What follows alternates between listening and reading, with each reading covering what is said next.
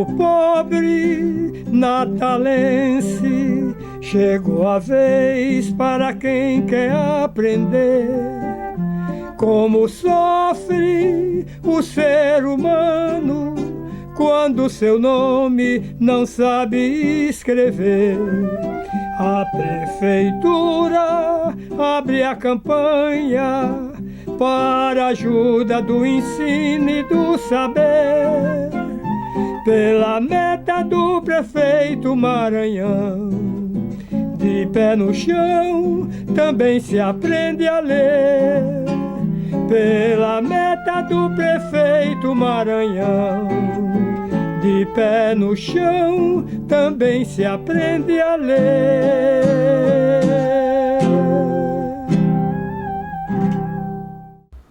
Olá, meu nome é Roberto Monte e você está acessando a Pós TV DHNet. E hoje nós continuamos, né, com todos esses programas, né, sobre o prefeito Djalma Maranhão. Aí você pode perguntar, mas que danada é isso? Paulo Macedo, né? No meio disso tudo. É fácil explicar. Paulo Macedo, né? Ele era o secretário particular do prefeito Djalma Maranhão, que ele vai explicar aí, tintim por tintim. Então, com vocês, né? Dentro dessa sequência, né, de resgate da memória política potiguar, né? A figura de Paulo Macedo falando sobre Djalma Maranhão. Primeiramente, Roberto Monte, eu quero agradecer o seu convite para que eu possa dizer alguma coisa a respeito daquele que foi para mim o homem mais importante de minha vida. Como chefe, como amigo, como orientador, desde que eu era muito jovem, muito inexperiente em tudo na vida. Conheci Djalma Maranhão em Fortaleza, ele tinha ido para um evento e lá me pediram. Eu era um estudante muito ativo, um estudante que gostava de falar, gostava de discursar. Me convidaram para saudá-lo e eu o saudei. Ele gostou da minha saudação e me convidou para vir trabalhar em Natal no jornal dele, o jornal que ele mantinha, que era dele e de Café Filho. E eu passei a ser o revisor desse jornal, porque eu não era jornalista, eu não ainda tinha a ideia fixa de ser jornalista, embora que pensasse um pouco nisto.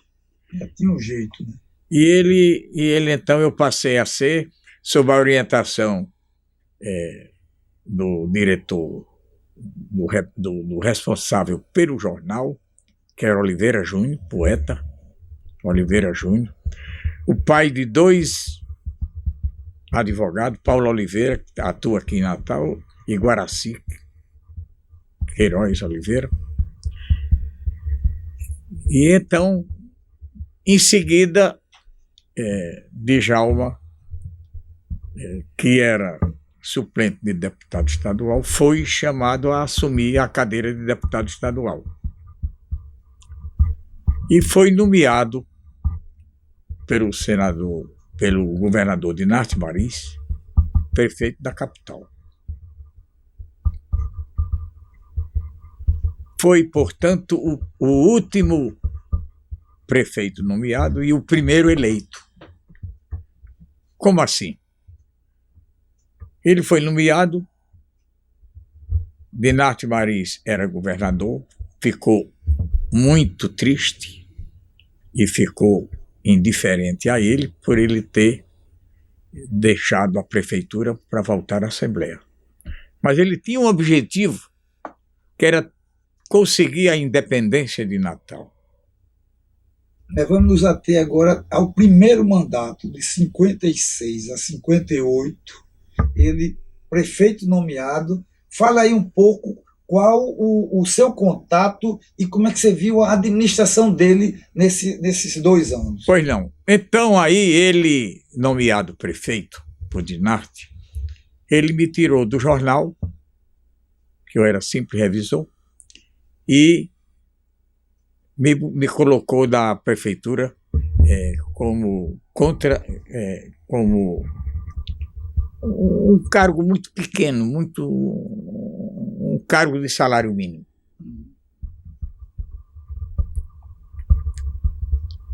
E concomitantemente, eu me tomei muito interesse na prefeitura,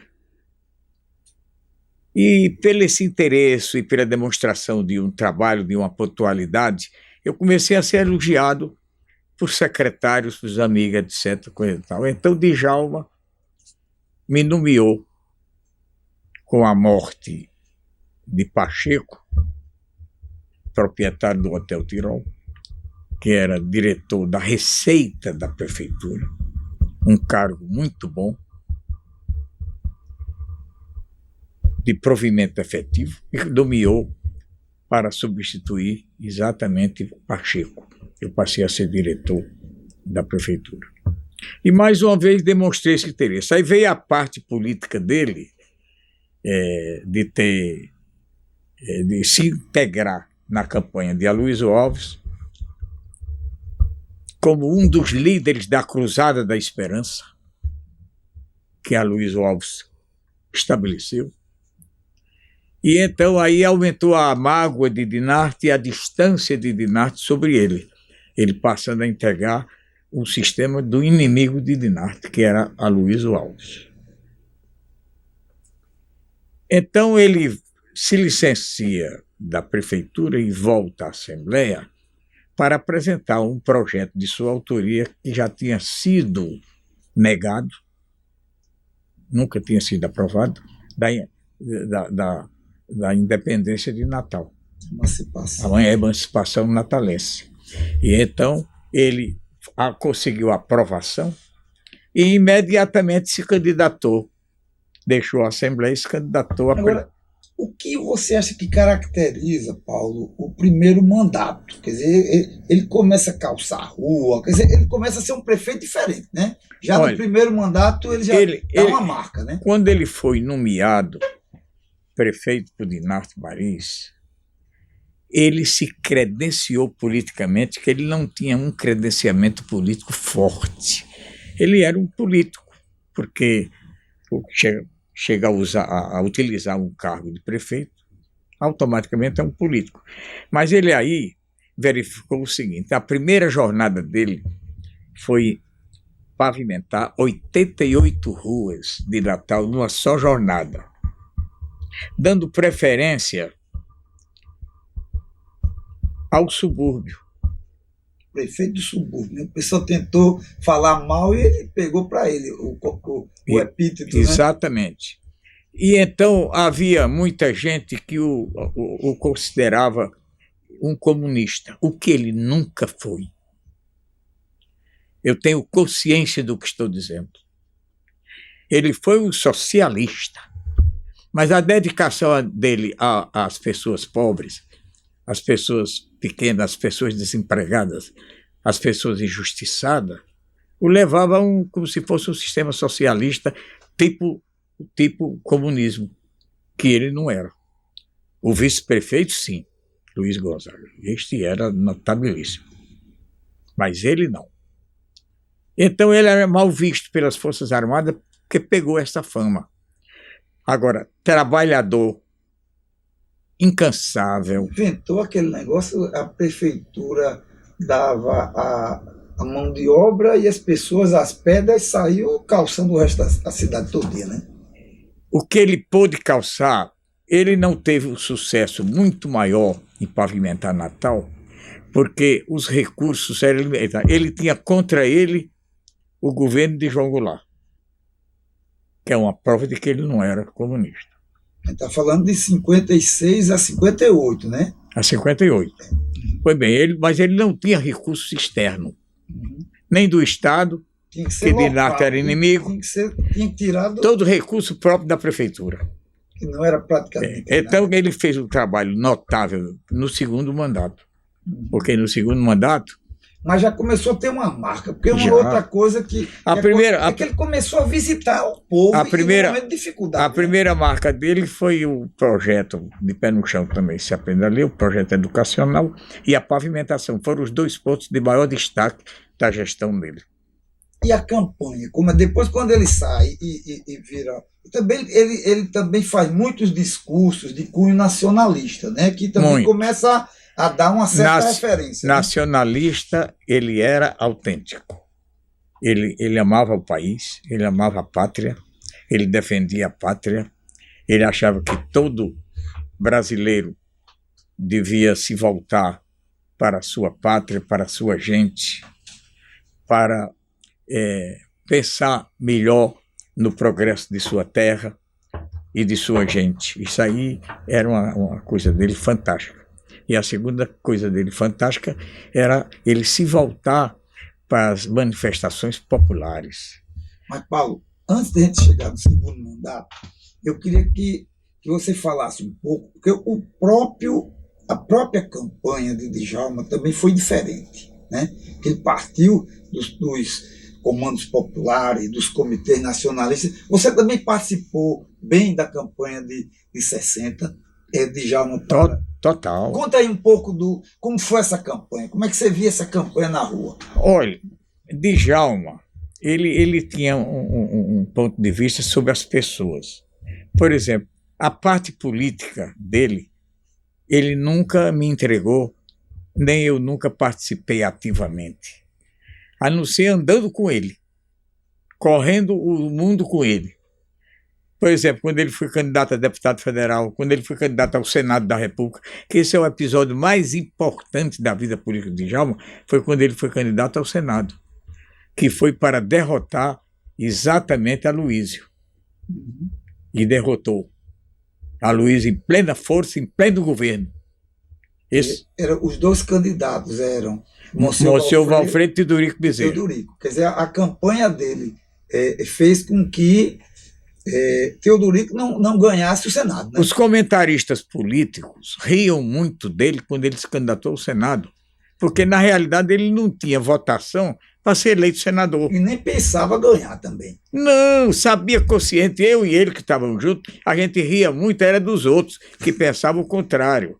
O que ele queria era diante da atitude de Aloísio, de debochar dele, quando ele pediu para que Teodorico, Aloísio, retirasse a candidatura de Teodorico, que Teodorico tomou a emissora dele, a Rádio Rio Grande, que eu era o diretor.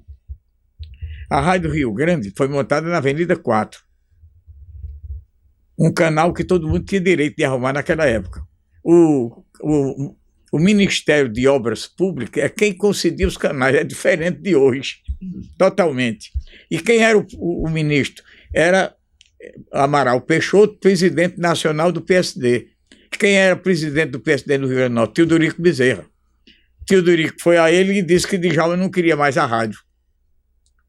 Então, mudou a credencial do Ministério de Djalma para Teodorico. Quem passou a ser dono do canal da rádio foi Teodorico Bezerra.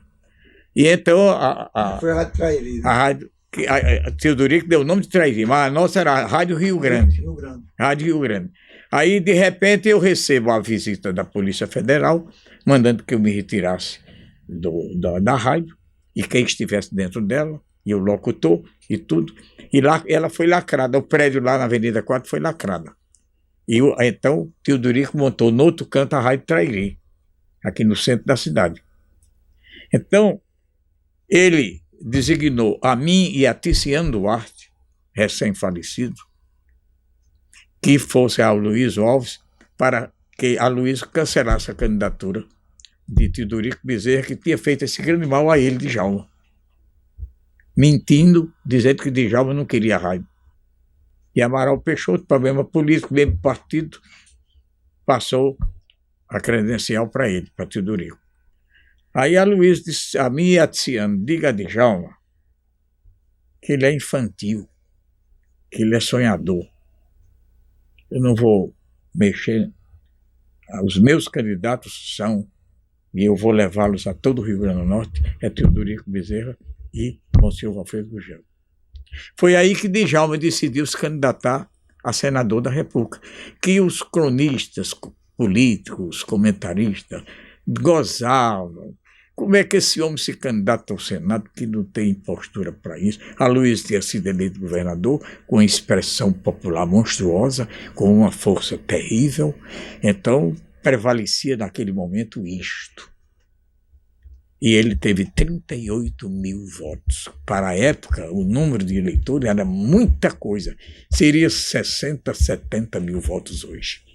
Retirou isso da Cruzada da Esperança a que ele pertencia. E foi o suficiente para eleger o inimigo de Nath Maris, que é uma passagem muito interessante. Nath recebeu o diploma no Tribunal Regional Eleitoral, na Rua da Conceição, vizinha ao Instituto Histórico e Geográfico. Nesse tempo era ali o TRE. E veio direto na calçada, a pé, subiu e disse: Paulo, eu quero falar com o Djalma. E eu fui falar com o Djalma disse que não queria recebê-lo. Eu aconselhei Djalma: olha, você é um homem público, você é o governador da cidade. Você não pode se negar, o homem é senador da República. Agora está diplomado. Aí Djalma disse: então manda entrar. E ele nem sentou de arte. Disse: olha, vim só lhe dizer que eu sou senador agora e o meu mandato lhe pertence. Disponha dele integralmente. No que Djalma respondeu: eu não quero negócio com o senhor. Eu quero só que o senhor deixe de mão meu filho Marcos, que o senhor está metendo na cabeça dele para ele ser deputado estadual, e eu não vou permitir. E Djalma, e Nath retirou-se, eu acompanhei até embaixo, e Nath foi embora. Na verdade, 62 dá o rompimento de Aloysio com Djalma, mas em 60 eles fizeram a Cruzada da Esperança. Fizeram. Eu quero que você fale um pouco sobre como foi a campanha de Djalma para prefeito de Natal, ouvindo as pessoas dos bairros, como foi essa animação, Paulo? Como Djalma se dedicou toda a vida dele de político às classes menos favorecidas, aos operários, aos trabalhadores, e como era uma presença constante nos bairros, na periferia toda de Natal, ele conquistou uma posição que foi, levando em consideração a densidade política eleitoral da época, ele foi até hoje, os dias atuais, o político que mais teve voto em Natal. Se levar em conta o volume naquela hora de eleitores, o volume que tinha eleitoral. Era avassalador, né?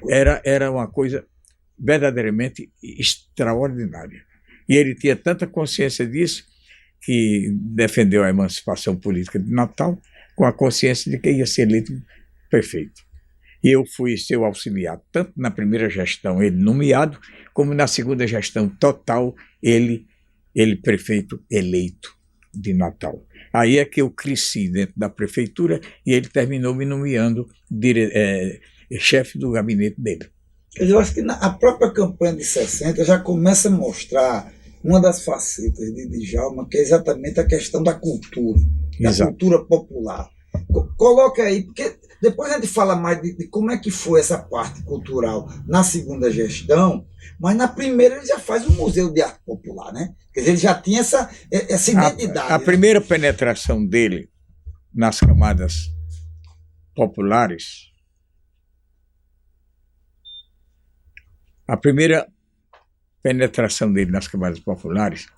era porque ele dava uma assistência social a essas populações dos bairros. Por exemplo, ele tinha convênio com 3 farmácias para fornecer remédio a quem chegava até a prefeitura e dizia que estava doente e precisava de um remédio. Eu era a pessoa que autorizava a compra do remédio, dava ordem para a farmácia, devidamente combinada conosco, eu dava ordem, e eu tinha no gabinete Dona Valdete, esposa de Roberto Magalhães,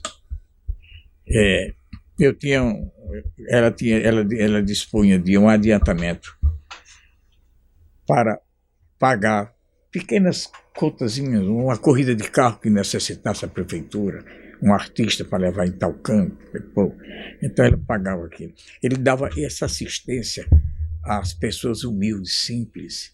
Isso é de mão vazia, né, pessoa? Ninguém necessidade. saía de lá sem ter um apoio sequer. Não havia essa possibilidade. E daí ele conquistou uma fatia muito grande, quando nessa época uma pessoa não conseguia falar com o governador, nem se dirigia ao governo do estado, mas conseguia ser atendido na prefeitura de Natal. E ele dava de forma sistemática, né? Terrível, porque veja bem, no segundo mandato, o motorista me pegava às 6 da manhã na minha residência, que era aqui, onde hoje é o Banco do Brasil da Rio Branco, um quartinho alugado. Eu morava aí. O motorista me pegava e pegava ele às 6h30 em casa. Eu já dentro do carro. Eu com o caderno na mão. Isso durante todo o segundo mandato. Então, ele chegava, por exemplo, na Travessa São Paulo, que é travessa na Avenida 4, no Alecrim, e tinha um bueiro, um buraco. Tinha uma coisa. Ela é pico para cima. Eu anotava. Tinha uma pessoa que estava acamada, doente, com febre, não sabia se era impaludismo, o que era, mas mais para lá do que para cá.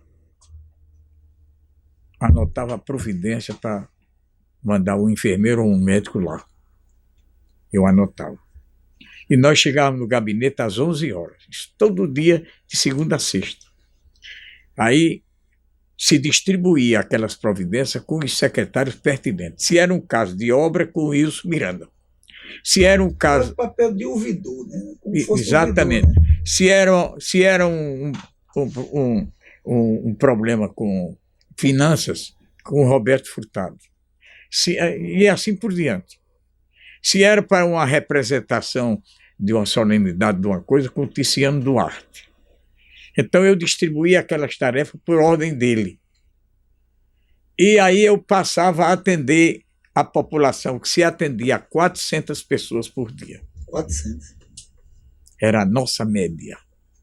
E eu saía sem jantar às 6 horas da tarde para o colégio, e onde fiz também o curso superior, nesse diapasão todinho. Ia jantar numa lanchonete que tinha no Grande Ponto, Noite e Dia, o nome da lanchonete, Noite e Dia, eu ia jantar um sanduíche com uma Coca-Cola. Isso era um diapasão, segunda, terça, quarta, quinta, sexta. Então, era um homem trabalhador mesmo. Agora, era um homem que você tinha que suportar o temperamento forte dele. Por exemplo, o motorista dele chamava-se Adão. Ele era, eu não sei definir a doença, é aquele que fala... Fanhoso, né? Mas tem um nomezinho Tem um nomezinho. Pois bem, se ele encostava o carro aqui, ele olhava lá de cima de Djalma. Mas o carro ficou 20 centímetros longe do meio-fio. Ele mandava chamar o motorista, passava um carão e mandava colocar o carro. Era detalhista por excelência. Ninguém podia errar. Eu aprendi a ser correto na vida com ele. Não podia errar. Ninguém que trabalhava com ele podia errar. Agora, solidário, amigo, fraterno, sensível, o adjetivo que você queira aplicar. Ele era. mais duro. Agora, implacável. Implacável. E não deixava em branco censura nenhuma, nem ofensa nenhuma a ele. Era desembargador, era tudo, ele desmoralizava todo mundo. Não bolindo com ele, todo mundo era respeitado por ele. O homem de temperamento mais forte que eu vi até hoje. na minha vida, mas também mais humano. Ele vendo uma pessoa doente, sem ter condições de um médico, sem ter condições de um remédio, sem ter condições de um hospital, ele assumia. Isso foi todo esse tempo de prefeitura. E, politicamente, ele tinha a política, mas não envolvia aqueles que não desejavam. Por exemplo, o comandante da brigada, que nesse tempo chamava-se ID7, me chamou e disse: eu queria que você me dissesse, Paulo, a correspondência que Djalma tem com Cuba, Pequim e Moscou. General, eu não conheço nenhuma correspondência dele com esses lugares. E se eu conhecesse, não era o senhor que eu ia dizer. Ele deu a tapa no meu ombro e disse: eu estou brincando com você, rapaz. Ele não estava brincando, não. Queria que eu fosse dedo duro. Mas Djalma não tinha essa tal correspondência. Porque, eu repito, ele não era comunista. Ele era socialista daquele padrão francês. Mas comunista, não. Agora, educador, devotado às manifestações populares, o Boi Calemba, o Araruna. E gostava de dançar e participante, né? Sem dúvida. Quantas vezes eu fui levar roupa para o Araruna? Quantas vezes eu fui levar dinheiro para as quintas, onde tinha 2 conjuntos folclóricos, airocas, vários pontos da cidade, dezenas e dezenas e dezenas de vezes. E uma pessoa que se sentia sem possibilidade de continuar o trabalho, e ele podendo ajudar, ele ajudava, mesmo sem ter apoio federal e nem estadual, porque as políticas estaduais eram contrárias. A Luiz Alves, com que ele passou pouco tempo, ele desbancou. 2 anos já estava rompido. Já estava rompido, menos de 2 anos. Já estava rompido. E já era candidato a governador, a Luiz não ia dar muita trela para ele. Mas aí não está a história. Ele tanto desgostou de Inácio como desgostou a Luiz, porque a Luiz também ia nomear o prefeito, é a nomeação do Estado ainda. E como ele conseguiu a emancipação pela Assembleia, com votação unânime, quase unânime, ele então ficou mal visto pelos governadores, que não tinha mais o direito de fazer o prefeito e mandar na prefeitura. Para ter um opositor, era outro problema, né? Era outro problema. Mas, como cidadão, ele era amigo e solidário. Como chefe político, ele era pertinente, insistente, fiel, legítimo representante da política. Como administrador, impecável. Construiu o mercado das Rocas, construiu ali na Praça André de Albuquerque, revitalizou a praça toda André de Albuquerque e fez a galeria de arte, voltado, fez a Concha Acústica, voltado para o sistema de pavimentação. Ele não se dedicou ao centro de Natal, ele se dedicou aos lugares mais difíceis de acesso, que a população sentia dificuldade até de levar lá uma ambulância, de levar uma coisa. A própria rodoviária também deu uma outra. Fez a rodoviária da cidade que Natal não tinha. Então é um estado de futebol que pouca gente fala, né? Exatamente. Ele fez o número de obras simples, mas úteis, tanto de simplicidade como de utilidade que ele fez. É um elenco tão numeroso que você levaria aqui 2 dias para citar todos os cantos da cidade. E ele pessoalmente, Paulo, como era, digamos, de já assim, no dia a dia, nos momentos que não estava cobrando, assim, como você passava, digamos, uma boa parte da manhã, todos os dias com ele. Toda. Como é que era ele, assim, no trato? Não, ele é uma pessoa muito agradável, desde que você não se chocasse nos princípios dele. Você se chocou, Tinha regra, né? ele se chocou contra os princípios e as regras dele, você tinha um inimigo feroz. Agora, fora disso, ele cuidava muito da parte humana, ele cuidava muito da parte política dele. Ele era ligado a Café Filho, ele gostava dos partidos políticos populares, essa coisa toda. Ele tinha as predileções dele. Ele era um camarada que atendia bem ao público, que depois Aloysio, com a morte dele, Aloysio foi quem depois dele teve assim uma penetração maior nas populares. Só que Aloysio era muito fictício, não era aquele homem no mesmo sentido de Djalma, porque Djalma ajudava por solidariedade. Aloysio era mais político, pensando mais no problema político. E foi então, o segundo político a ter expressão popular.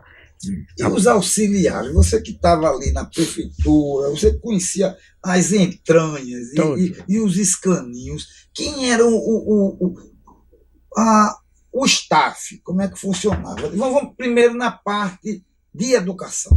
Educação, ele tinha duas pessoas, que eram Moacir de Góes e Mailde. Essas duas pessoas eram muito importantes para ele. E muito ligado a ele. Muito ligado a ele. Ele chegava até a criar ciúme com outros auxiliares pelo prestígio que ele dava a essas duas pessoas. Eu era um que me sentia muito bem, não. Porque não havia igualdade. Agora, ele dava valor também muito à parte técnica. O Wilson Miranda, que já tinha sido prefeito, era uma pessoa muito importante para ele, porque cuidava de todas as obras que Natal carecia, que Natal precisava. Porque Natal, nos 2 mandatos dele, ele chegou a calçar 490 ruas. Natal é uma areia. Pavimentar, né? Era. Pavimentar 490 ruas. Quer dizer, então, ele era muito interessado, de um modo geral, a construção das coisas. E as praças de cultura? Como era esse negócio das praças de cultura? Foi quem primeiro criou um sistema, uma rede de praças ajardinadas aqui em Natal, com a vivência, com tudo. Que ainda hoje eu olho ali para aquela praça ali que tem no Baldo, a praça, como é o nome? Augusto Severo. Não, Augusto Severo é na Ribeira. Ah, sim. Aonde você está falando? Aqui no Baldo. Ah, sim. Praça da Marinha, Tamandaré. Praça Tamandaré. Ele criou aquela praça. Era um brinco você ver aquilo ali.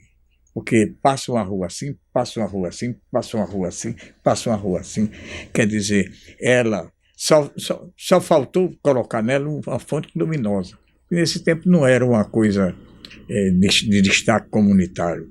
Mas era uma praça bonitinha, cheia de flores, essa coisa. Hoje inteiramente abandonada. Você passa ali, eu fico pensando, meu Deus. Nem a Marinha cuidava. Eu já disse até ao almirante, por que a Marinha não cuida dessa praça que tem o nome de Tamandaré, o patrono da Marinha? Quer dizer, então ele fez muito. O Tirol, depois dele pavimentar as ruas de mais necessidade, Felipe Camarão, ali onde tem a Cidade da Esperança, que a Luiz aí deu muita vida ali, foi o governo de Aloysio por questão política. Mas aqueles lugares ali, ele calçou tudo. Então, ele deu a Avenida 4, antes dele, não tinha um terço pavimentado da Avenida 4.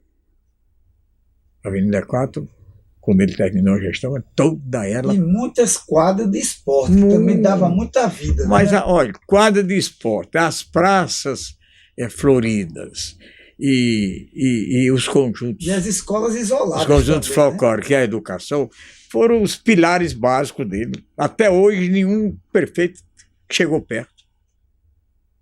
E que tem recursos, que tem convênios, que tem tudo. Ele não tinha nada federal, nem nada estadual. Porque ele se abalroava com as políticas estaduais. E a campanha de pé no chão? Você acompanhou aquele negócio das escolas de Feita palha? só com recursos. Eu ia com ele. Para onde ele ia, eu ia, durante as duas gestões. E ele era de acompanhar, de ficar dentro da É. coisa, né? Só que eu não era muito valorizado por certos auxiliares dele que tinham tarefas mais definidas do que eu. Eu era para ele dizer, Paulo, me consiga isto, eu ia conseguir. Paulo, vamos lá em tal canto. O Jipe Furamundo, ele candidato a deputado federal e a senador, eu corri o estado todo com ele num Jipe. Eu fiz tratamento de rins depois das campanhas, por causa do Jipe, um Jipe muito duro. Ele gordo, até a banha amortecia a pancada dele. Mas eu sempre fui magro. Agora, eu quero lhe dizer, Roberto, que para a época que Djalma governou Natal, os recursos de que dispunha, Tirava água de pedra. as condições, eu digo a você que nenhum prefeito o bateu até hoje, nem vai bater. Porque uma coisa é você realizar alguma coisa com recursos, e outra é você não ter nada. Como eu disse, ele nunca contou com o governo federal, nem nunca contou com o governo E nem estadual. esperava, né? Tinha que fazer, porque senão não tinha, né? Não tinha nada. A Roca, a Limpa, Santo Reis, aquela região toda precisava de um mercado. Ele fez rápido. A Avenida 4 precisava do mercado. O Tirol precisava de um mercado. Petrópolis, que ainda hoje tem, o prefeito atual dedicou grande importância a esse mercado de Petrópolis. Não se pode negar isto. Mas não tinha. Então ele olhava todos os ângulos de uma comunidade. Ele era um prefeito por excelência comunitário. Ele verificava as necessidades de uma população que não tinha, por nascença, benesses. E nisso ele enxergava com uma lente muito grande, com uma visão muito perfeita, com uma disposição de solidariedade muito grande. Por isso eu sempre fui não só um auxiliar imediato dele, como fui um apaixonado pelas ações dele, de amizade. Sempre me tratou, que ele me trouxe de Fortaleza para aqui, eu, adolescente, despreparado, inexperiente ainda, com a vontade de trabalhar, sempre tive um prumo, sempre fui assim, muito honesto. Minha mãe uma vez me perguntou, meu filho, você mora lá em Natal, você é honesto? Eu digo, a senhora me pegou, eu não sei se sou honesto. Por que você não sabe que é honesto? Porque eu nunca tive a oportunidade de pegar em dinheiro de ninguém, nunca tive a oportunidade de me associar a grupo nenhum, a ninguém na vida. Quer dizer, sem ter uma oportunidade, é como o marido que tranca a mulher dentro de casa, não deixa ela trabalhar, nem deixa ela sair só. Então, ele nunca vai saber se essa mulher é honesta, se essa mulher é fiel. Agora, se ele deixar a mulher trabalhar, se ele deixar a mulher ter as amizades dela, ter tudo, e ela se comportar com fidelidade, então ele aí sabe que ela é honesta. Aí minha mãe disse, você tem toda a razão, meu filho.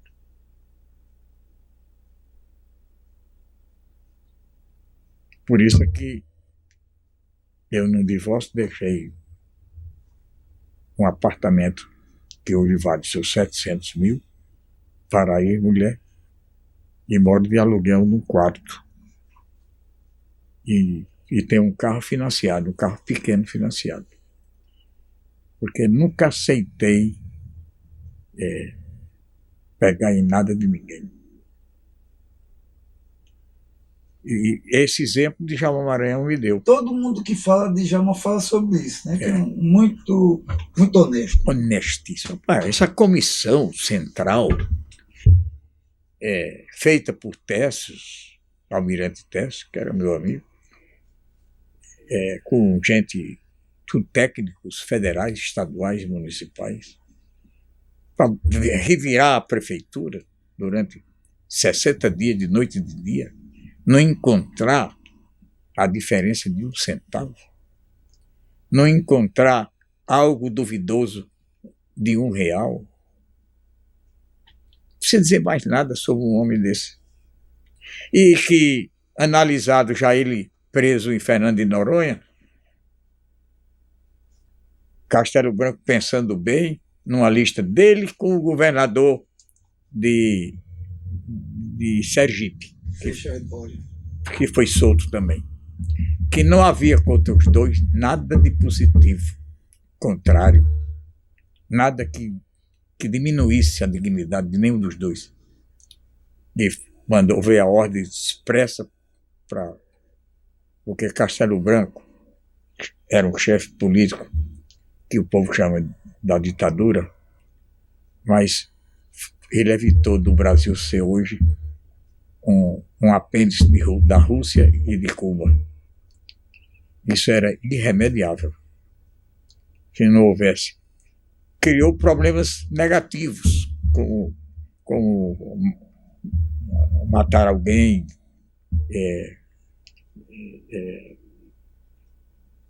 perseguir alguém, torturar alguém. Isso aí foi muito positivo, foi muito negativo da Revolução dos militares.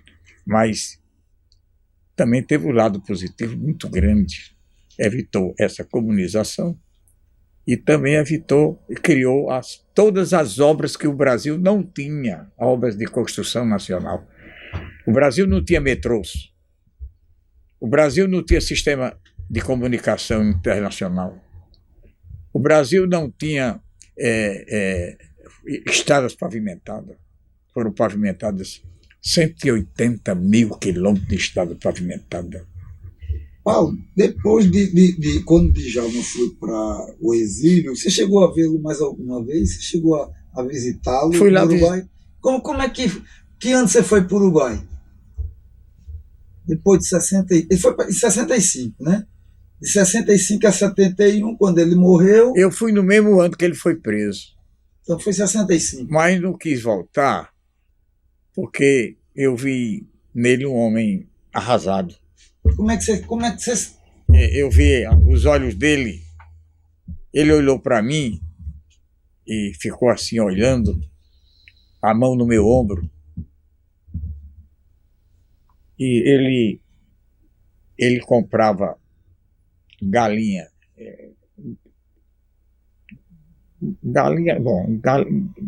Galinha tem galo e tem galinha, né? Não, tem frango, né? Polho. Ele comprava no interior e vendia para os mercados. Isso no Uruguai? No Uruguai. E que era o sustento dele. Ele se alimentava bem e tudo mais. Ele tinha um defeito muito grande, que eu mesmo dei muitas vezes eu bati nessa tecla, mas cansei porque ele não gostava. Ele almoçava e após o almoço ele tomava 3 sorrisal. Isso era indiscutível todos os dias. O sorrisal tem AS em quantidade elevada. Tudo no mesmo copo? No mesmo copo. 3 pastilhas daquela. Porque ele comia bem. E vinha trabalhar. Então, eu dizia que ele ia se arrepender. Como se arrependeu? Ele teve um colapso cardíaco às 4 da manhã. E fulminante. Foi o acúmulo de AS que tem no sorrisal. E a tristeza dele, assim, olhando para mim, eu não suportei, comecei a chorar.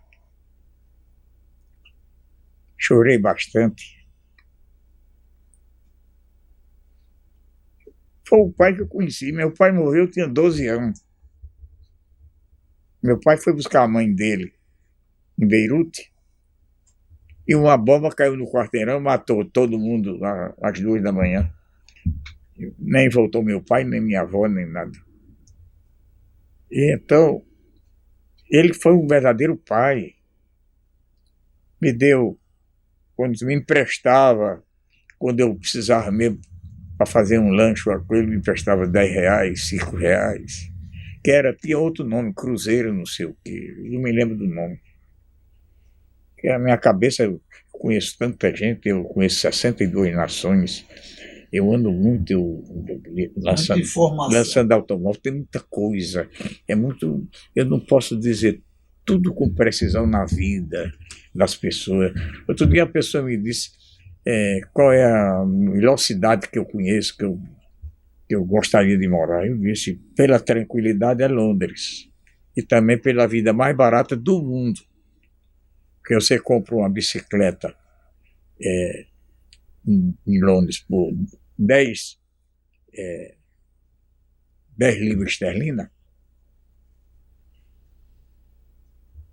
que equivale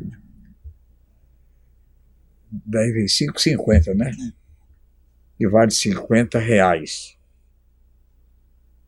Não, 8.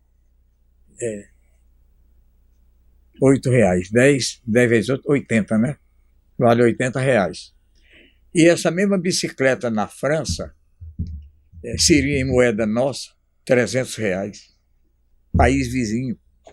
Tudo é mais caro. Como o país mais caro do mundo é a França. Paris é a cidade mais cara do universo. Londres é a cidade mais barata do mundo. Então, eu sei, você que é em belezas naturais.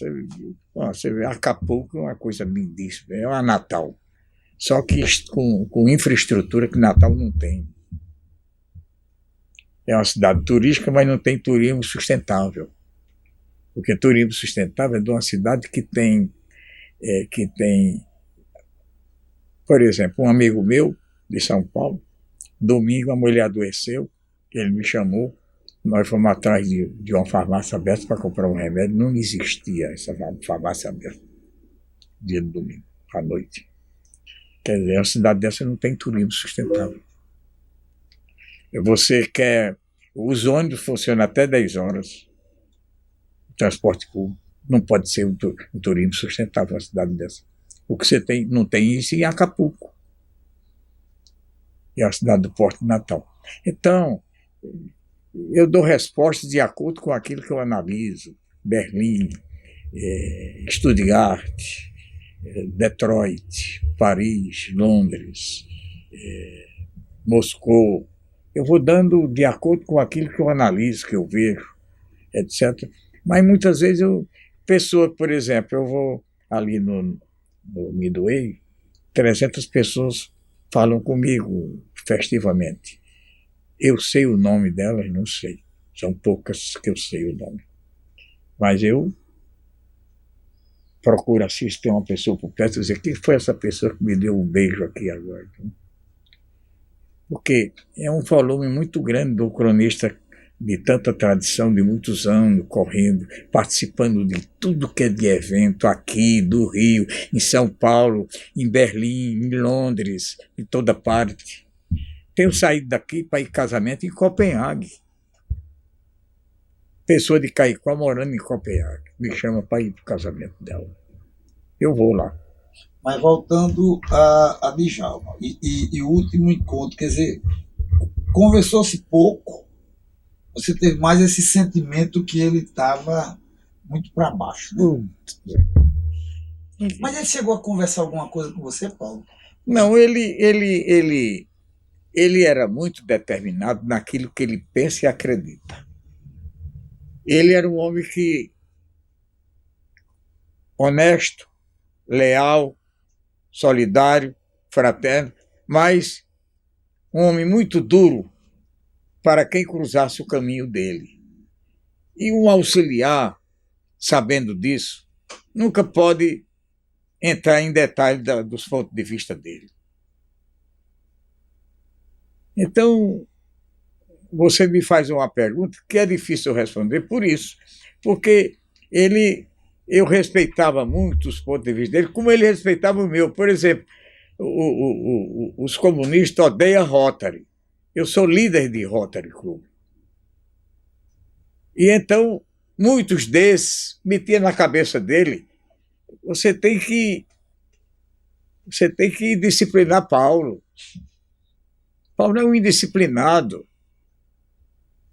Porque não admitia eu ser religioso, católico, eu ser rotariano, essa coisa toda. Quer dizer, então, ele me respeitava e eu respeitava muito os pontos de vista dele.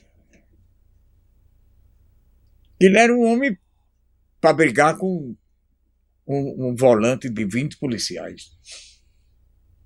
Tentasse prender ele. Não precisava chamar ninguém, né? Ele ia no braço. Ele era no braço, essa coisa toda. Ele era um homem determinado, consciente do que fazia. Agora, não perturbava ninguém, não aceitava que ninguém... Quanto tempo você passou em Montevidéu? 24 horas. Então foi rápido. Foi, porque é o seguinte, ele morava num hotel, no pensionato modesto. Eu não podia ficar com ele no pensionato. Eu tinha conseguido uma cortesia num hotel de 5 estrelas. Nem fui dizer a ele onde eu estava. Mas eu queria dar aquela palavra de solidariedade. Embora constrangido, eu sabia que ia chorar, eu sabia que ia me abater. Porque eu olhasse para ele, o cara que só me fez bem na vida, o cara que me trouxe para me valorizar, para me ajudar. A princípio me botou num emprego. Quando o jornal devia, eu morava num pensionato que muitas vezes me castigava. Eu ia comer 3 horas da tarde porque eu estava devendo. Essa coisa toda. E o jornal não tinha condições de me remunerar direito, de jeito nenhum. A sorte foi ele ser prefeito, nomeado por Dinapte, que aí ele me botou na prefeitura, me botou lá como um auxiliar de menos de um salário mínimo. Cheguei a dirigir o gabinete dele com todas as honras, com todo o carinho, com toda a coisa e tal. Mas vamos falar agora um pouquinho. Eu acho que você deve ter vivenciado muito essa parte de cultura, né? Quer dizer, além da questão da cultura popular, a galeria de arte foi uma coisa muito importante, que a exposição foi com Francisco Breno. Para Natal foi algo sensacional. Olha, ele trouxe grandes artistas do Rio e de São Paulo aqui. Eu vou lhe contar só um que me levou a eu pedir demissão da Tribuna do Norte. Meu primeiro jornal foi Tribuna do Norte. Eu fui no jornal de Djalma revisor, mas como jornalista, meu primeiro jornal foi Tribuna do Norte. E quem era o diretor era Aguinaldo, o mesmo que criou a Secretaria de Turismo para mim. Mas veja bem, Djalma trouxe aqui Denner. Denner era um gay famoso e eu levei Djalma para visitar Denner lá num pensionato que tinha ali naquele bairro perto da Via Costeira, como é o nome? Não, Areia Preta. Areia Preta. Um pensionato que botei ele lá. Levei Djalma. Até quando nós chegamos, o Denner estava de bob. Sabe que as mulheres botam? Estava de bob e estava de saia transparente. Aí eu tive medo de uma reação de Djalma, mas ele não teve a reação. Aguinaldo Alves fez um editorial na Tribuna esculhambando com a prefeitura que gastava dinheiro com coisas desse tipo de Denner. E eu era o colunista da Tribuna, né? Aí eu me senti, como a promoção foi coordenada por mim, idealizada por mim, e Djalma aceitava as minhas coisas e tudo mais, eu fiquei muito ofendido e pedi demissão e fui para o Diário de Natal, onde passei 42 anos, até fechar as portas. E o baile da cidade? Porque o baile da cidade foi um grande acontecimento, né? Sim. Porque desde o cartaz que foi feito pela... Mas a maior obra dele, que repercutiu assim, do ponto de vista artístico, a maior obra dele foi com o Araruna, que apresentava 14 danças semi-desconhecidas, danças utilizadas no passado pelos moradores da beira-mar, essa coisa toda. Então, a dedicação dele foi muito grande para o Araruna. E do ponto de vista de obra, a maior repercussão que teve no mundo, que repercutiu sobre a pobreza, que foi o mercado da Irroca.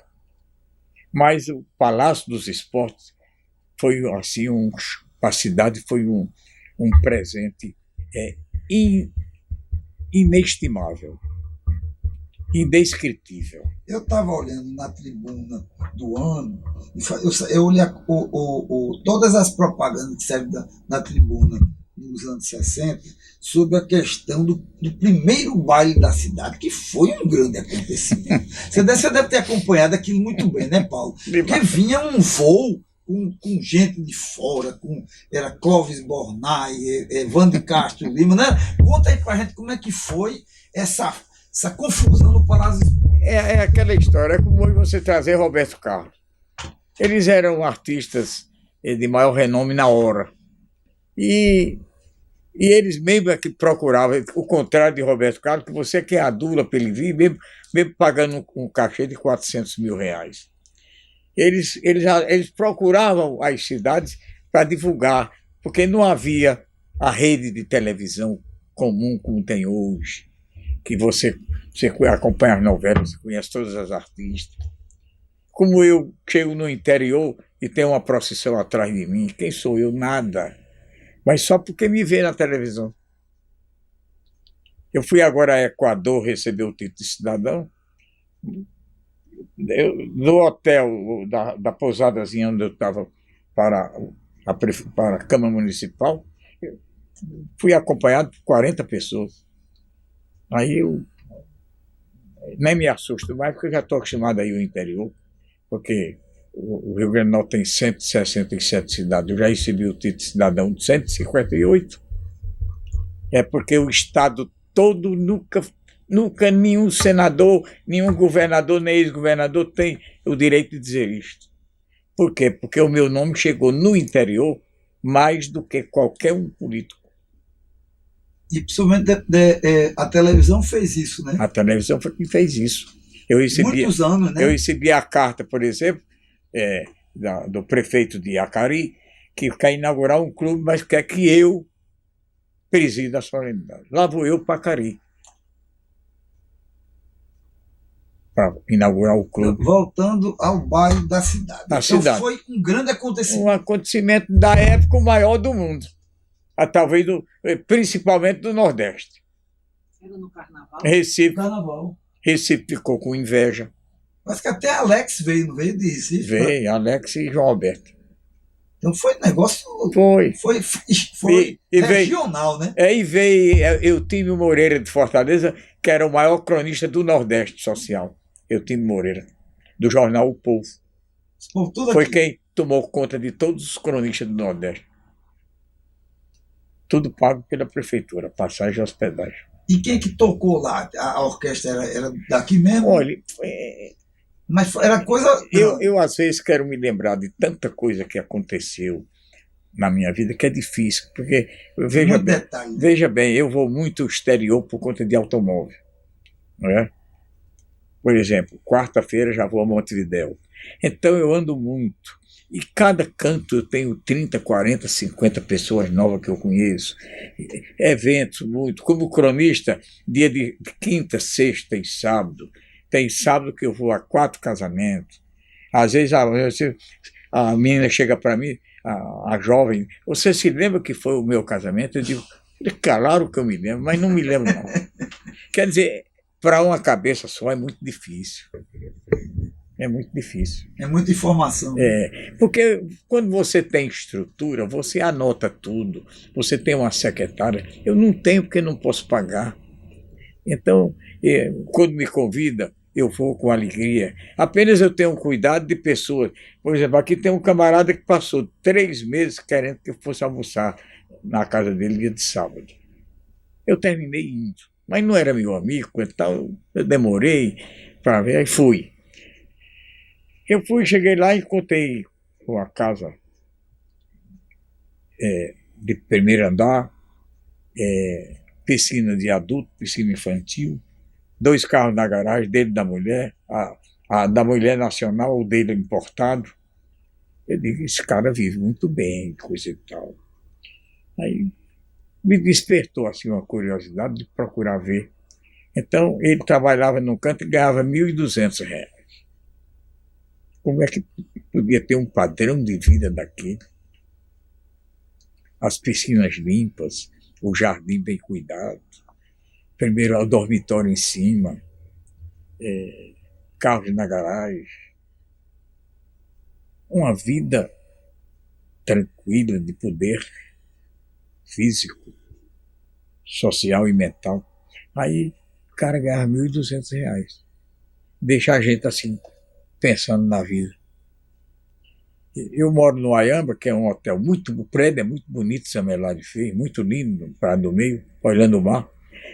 Mas é um canto de 3 estrelas. Aí vocês, muitos moradores, mas cedo você vem morar aqui e a gente não acredita.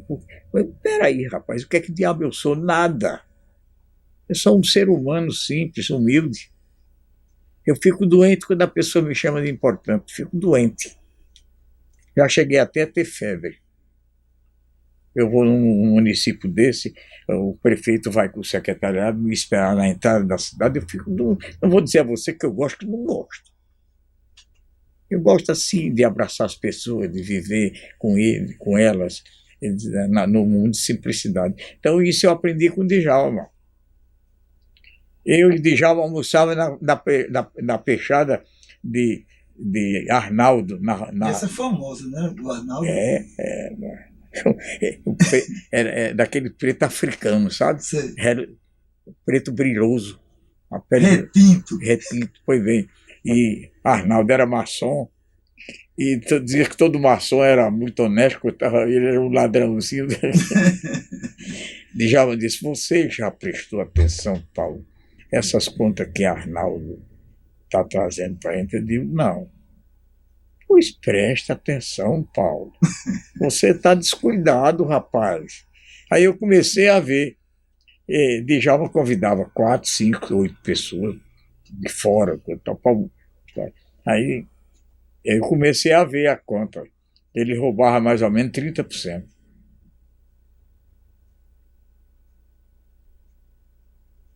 Aí eu tive que dizer a Djalma.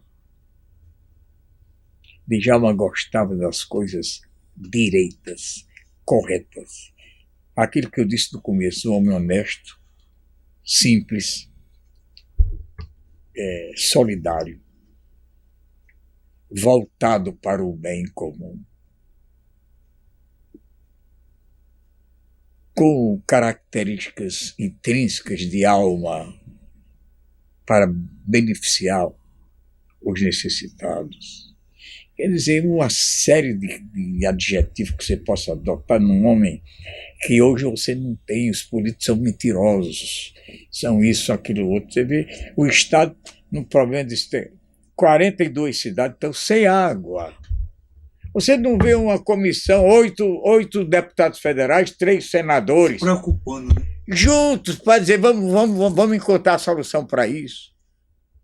Onde é que cabe aquilo que vota? Não, fazer o poço, né? Poço tubular. Não, você não vê nada disso agora. Você sabe que a conversa de Cortes Pereira que tem muita água subterrânea ali, em tudo que é lugar, né? Nunca ninguém fala disso. Não. Aí você diz, onde está Felipe Maia? Está em Londres. Onde é que está o filho de Robson, que casou, que se juntou com a filha de Silvio Santos, que se encantou com ele? Um cara que só transmite tristeza. A gente conversando com ele, você já viu a cara dele no jornal? Mas a filha de Silvio Santos se apaixonou. Ela é a cabeça. Silvio está com 88 anos, já está esquecido, já está tudo. Então, o herdeiro é filho de Silvio Santos, né? Um patrimônio monstruoso de bilhões. Essa menina é quem vai gerir, mulher de Fábio. Quer dizer, você pergunta onde está Fábio? Está na Europa. É um novinho que entrou agora de Mossoró, filho da família Rosado. Como é o nome dele? Fiquei Júnior, né? Uhum. Não é? O prefeito? Não, o deputado federal, que é filho de um que era deputado, que não pôde ser mais candidato. Betinho II. Betinho II. Onde está Betinho II? Diz, rapaz, está em. Como é a capital da Polônia? Viena? Não. Não. Áustria. Áustria que é Viena. Uhum. A capital da Polônia é Deu branco. Varsóvia. Varsóvia. Varsóvia. Está em Varsóvia. Foi fazer uma pesquisa. Quer dizer... Ninguém se preocupa com a terra comum, o sofrimento dos camponeses, o gado morrendo. Você não vê, é carnaval. Você não vê político brincando carnaval aqui em Natal. Estou tudo em Miami. Né? Eu começo em dezembro, eu já escrevi 32 livros, mas nada comigo. Mas as memórias, eu vou começar em dezembro, vou escrever 10 livros seguidos de memória. Eu conto, por exemplo, histórias mais curiosas do mundo que aconteceram comigo e com o Natal. O prefeito de Mossoró, Raimundo Soares, telefonou para Djalma Maranhão, pedindo para Djalma ir lá levando o Raimundo. Aí Djalma me chama. Paulo, o Raimundo era Severino Galvão, pai do cantor que tem aí. Babau. Um cantor que é gay. Ele canta de saia. Ah, é? E de babado. É? Um tal de Isaac Galvão. Não é parente não aquele. Não é filho de Severino? É não. É não, né? É não. Eu pensei que era, mas bom. Então o Severino Galvão era o Raimundo. Aí Djalma disse, Paulo, eu não posso ir. Você vai me representar lá em Mossoró e leve o Raimundo com os 2 ministros. Que cada rei tem um negócio de 2 ministros. Aí eu levei. Nesse tempo a Pané fazia o voo Recife, Natal, Mossoró, Fortaleza. Fomos na Pané. Aviãozinho pequeno, Douglas. Quando descemos no aeroporto, o Raimundo foi preso com os 2 ministros. Aí meu Deus. Alegaram o quê, prisão? Você vai já saber. Aí eu fiquei agoniado, me lembrei do amigo que eu tinha em Mossoró, Paulo Gutenberg, dono da rádio difusora de Mossoró. Até a frequência eu decorei. 1170 kHz. Aí eu telefonei. Paulo Macedo, você está em Mossoró? Rapaz, eu estou aqui no aeroporto, estou contrariado. O prefeito de Natal me pediu para representá-lo aqui, a pedido do prefeito de Mossoró, que é a abertura do carnaval, e eu trouxe o Raimundo. O Raimundo acaba de ser preso. E eu queria ir. Paulo Gutenberg veio imediatamente, pegou o carro dele, veio, coitado, para saber de tudo essa coisa. Luiz de Barro e Roberto Freire, embriagados, passaram um rádio para Mossoró, para Humberto Mendes, que era o representante da Chevrolet, e pai do comandante da polícia aqui, Plantal Mendes, coronel Eide Mendes, pai de Eide Mendes, representante da Chevrolet, um homem do maior respeito em Mossoró. Recebeu de Luiz de Barro, vai chegando aí em Mossoró um rei momo fictício, mentiroso, é um grande ladrão, é um grande bandido.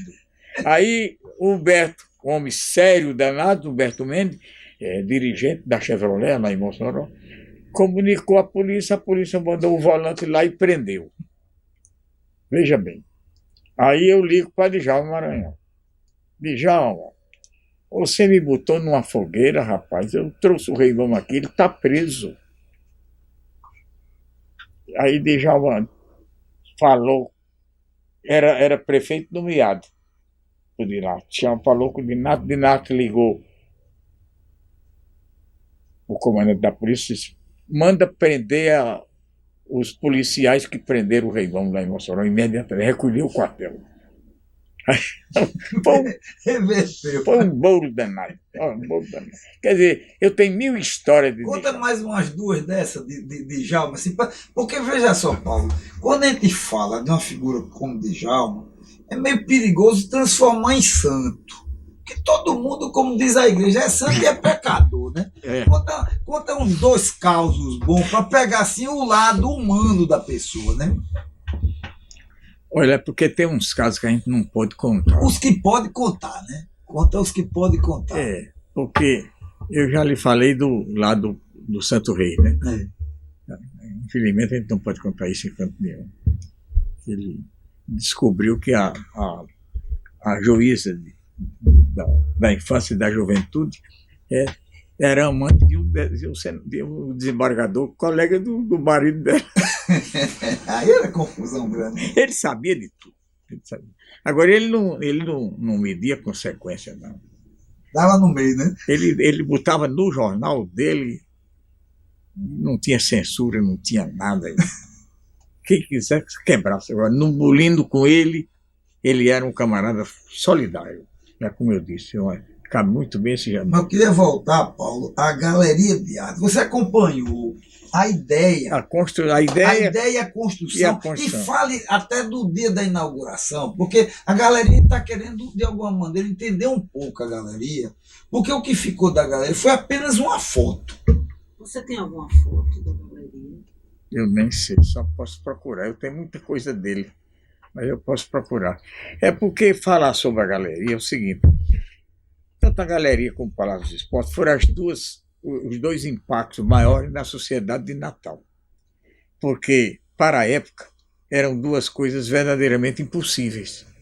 Os donos de livraria, o primeiro que veio a mim foi Walter Pereira.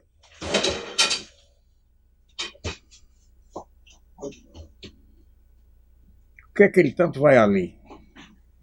Pegar um negócio para te mostrar daqui a pouco a Galeria de Arte. Sim. Por exemplo, os donos de livraria não gostaram. Tem alguém aí? Não. Os donos da livraria não gostaram da galeria. Porque, por exemplo, a livraria universitária, que era de Walter Pereira, entre 4 e 6 da tarde, todos os intelectuais, Alvamar Furtado, esses intelectuais da cidade toda, iam para lá. Era um ponto de encontro ali. Então, com a galeria, esses intelectuais passaram a ir para lá visitar a galeria, até com a grande novidade. Você está entendendo? Então, pôsteres grandes de conjuntos, de arte, de tudo, compreendeu? Aí passou a ser o lançamento de livro também. Quer dizer, tudo isso... Uma concorrência. E foi um coisa tal. Como era um negócio ligado diretamente à educação, a Moacir de Góes e a Maílde, quer dizer, eu não penetrava, porque eles também nunca me viram com muita simpatia. Não tinha nada contra mim e nem nada, porque eu nunca dei motivo a ninguém por nada. Mas não tinha simpatia. Então, na hora que eu começasse a me meter, agora foi a inauguração com o Djalma, frequentei algumas vezes, porque amigos meus iam me perguntar, Paulo, a gente pode ir lá? É aberto, rapaz, ao público. Não tem segredo, não. Não precisa ingresso, não. Quer dizer, mas não tinha aquela. Eu não era um observador daquela obra. Já o Palácio dos Esportes, não. Porque aí o controle, a sessão para qualquer coisa era dada por mim. Para a pessoa fazer evento lá, concurso de Miss Rio Grande do Norte foram feitos vários lá. Foi até o caso da filha do Dr. Armênio Brito, que era dentista, Madalena Jacome, que saltou da passarela, né, para satisfazer o namorado, e ele combinou: quando você for, eu não quero que você seja candidata a nada. Ela disse: olha, eu já me comprometi com o Paulo Macedo, eu já. Ela apresentou o Jiqui Country Club. O Jiqui me deu um guarda-roupa de 1 ano. Eu não posso deixar de. Agora eu vou combinar com você o seguinte. Aí ela disse: você dá um tiro na sua perna e nessa hora eu salto da passarela, sou desclassificada. Pronto, usou a Miss. Eu vi isso mesmo. Ele deu o tiro, correu todo mundo. O cara deu um tiro. Ele consultou um médico. O médico marcou o canto do tiro. Revólver 38. Louco, né? Meu querido, foi uma noite de. Natal comentou isso durante 20 dias sem parar. Até os jornais de Recife e Fortaleza deram isso. E nem casou com ela, nem nada. Ela casou com um cara da universidade. Ele temperamento muito forte. Veio a mim e disse: você não pode candidatar. Eu digo: você vai dizer isso à sua namorada, a mim não. Eu não tenho nada com a sua vida, nem com a dela. Agora, eu convidei para ela ser Miss, ela aceitou. Eu convidei um clube para patrocinar e o clube patrocinou. E gastou muito com ela. Roupa esportiva, roupa de rigor, roupa de tudo. Maiô, tudo pago pelo Jiqui. Aí ele deu o tiro, ele consultou o médico marcou o canto. O mesmo que fez aquele Aloysio Bezerra, se lembra? Qual é o nome daquela cidade ali? Perto de Bom Jesus, como é o nome dela? Também foi negócio de tiro, foi? Foi, ele na entrada da rua, ele dependia desse município. Eu digo já o nome do município, ali perto de Bom Jesus. Ele dependia da votação para ele ser eleito deputado. Mas política adora esse negócio de fazer um teatrinho, né? Exatamente. Ele combinou, ele foi acompanhado do médico, o médico foi quem deu o tiro nele na entrada da cidade, do canto que não podia correr perigo de nada, e o próprio médico fez o curativo. Ele entrou o dia de feira na cidade, ele entrou com uma grande vítima. E a polícia atrás do bandido que deu tiro nele, quem deu tiro nele foi o médico dele. Mas, Paulo, tem uma história, e você sai um pouco dessa conversa toda. Em 71, eu era estudante do 7 de setembro. E você, em frente à minha casa. E você deu uma palestra lá, que até hoje eu cito, que você contou, você estava falando sobre a questão do turismo, e você falando do descaso do turismo do Rio Grande do Norte, e você citou a questão da coluna capitolina, que estava lá para as bandas da Ribeira, e que o pessoal estava amolando a faca. Tá, tiraram um pedaço dela. Me conta de novo essa mas não era na Ribeira, não. Era naquela praça João Tiburcio, sabe onde é? Sei, mas então quer dizer, não era é na a Rua Ribeira. da Laranjeira. Sei, mas tinha isso. Que é o seguinte, a coluna capitolina, Mussolini era o ditador da Itália. Se aliou com o ditador da Alemanha, Hitler. E os dois países ficaram contra o universo todo, que venceu eles dois. E os japoneses que fizeram o eixo, né? Sim, o japonês, a certa altura, caiu fora, mas começou com eles. Então, Mussolini queria saber desta parte do continente americano, ou seja, a parte sul do continente americano, que o norte fica Estados Unidos,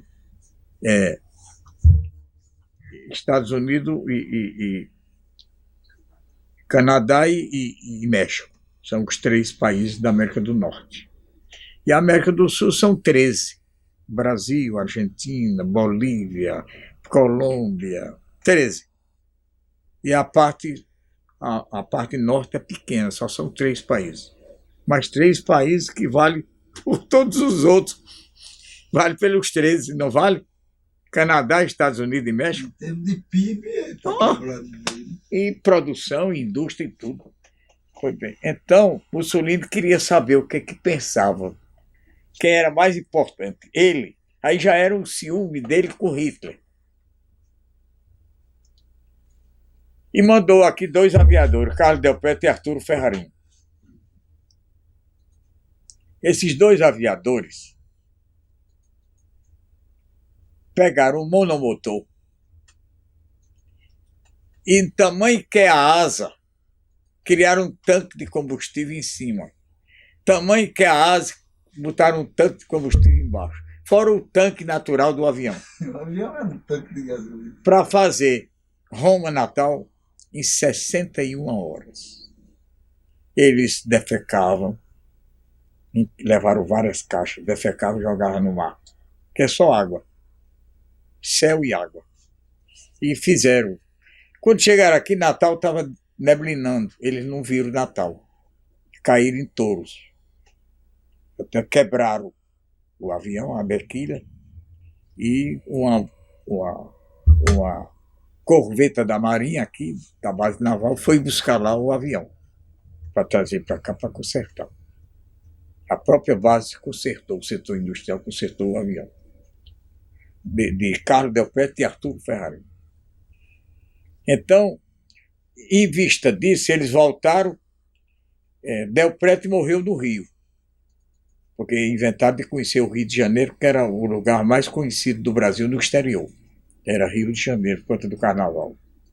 Queriam conhecer o Rio. E o Ferrarin foi e voltou. E então Mussolini arrancou do Capitólio de Roma a coluna capitolina, que lá tem várias, e mandou deixar de presente a Natal, num navio chamado Marceolo.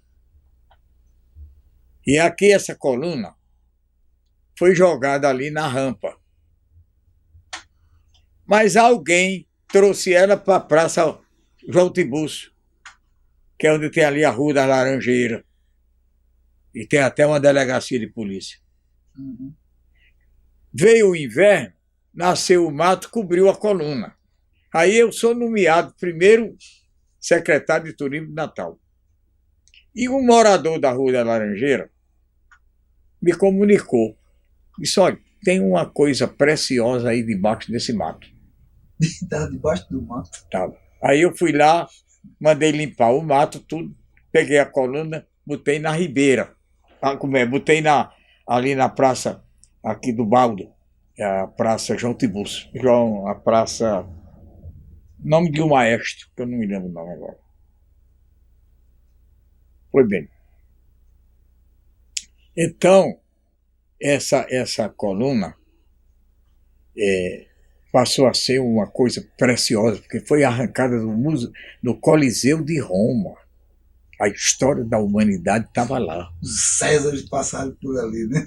Tudo, segundo o mundo, segunda cidade, terceira cidade do mundo a governar o mundo. Terceira cidade a governar o mundo. Primeiro foram os hebreus, depois os etruscos, depois os romanos. Então, Roma, o Coliseu, um negócio construído em 1500, não, 1200 e tanto. 1100 e tanto ou 1200 e tanto. Quer dizer, então, eu fui tido na época como um herói de pegar essa coluna, revitalizá-la. Escrevi uma plaquete para inaugurar ali no Baldo, junto com Paulo Viveiros, Paulo Pinheiro Viveiro, advogado, pai de Augusto Carlos. Que fez o livro da aviação, né? Isso.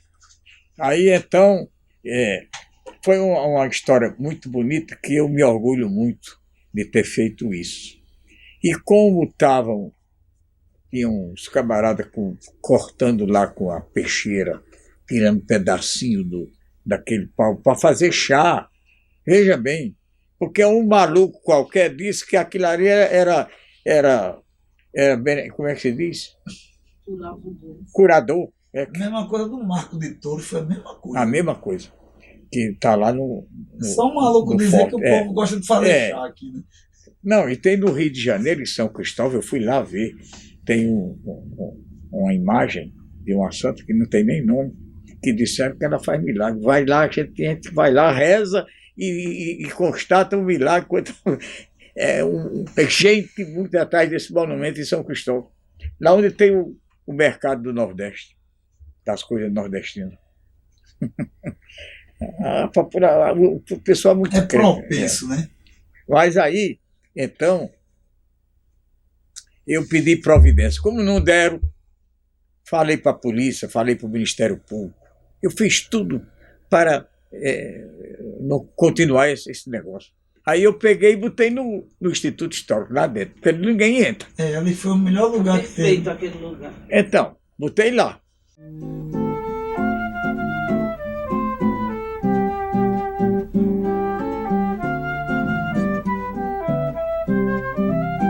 Povo pobre, natalense, chegou a vez para quem quer aprender como sofre o ser humano quando seu nome não sabe escrever. A prefeitura abre a campanha para ajuda do ensino e do saber, pela meta do prefeito Maranhão. De pé no chão também se aprende a ler, pela meta do prefeito Maranhão. De pé no chão também se aprende a ler.